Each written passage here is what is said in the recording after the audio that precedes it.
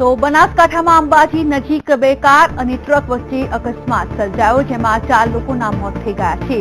રાણપુર ઘાટી પાસે અકસ્માત સર્જાયો હતો, તો ઈજાગ્રસ્ત 4 લોકોની સારવાર માટે હોસ્પિટલ ખસેડાયા છે.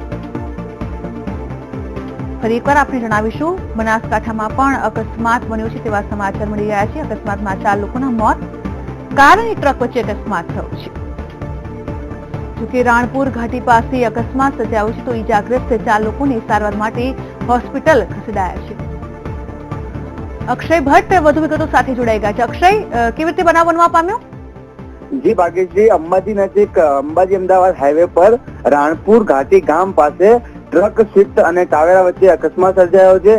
આ અકસ્માતના અંદર ટાવેરામાં સવારે 4 લોકોનું મૃત્યુ થયું છે અને બીજા 4 લોકોને અંબાજી કોટડી હોસ્પિટલ ખાતે સારવાર અર્થે લાવવામાં આવી રહ્યા છે. ચોક્કસથી તેમની સ્થિતિ કેવી છે?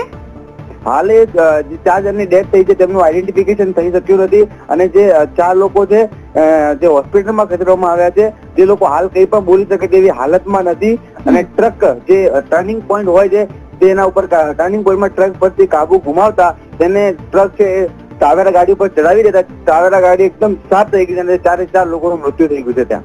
જી, આભાર સમગ્ર માહિતી માટે.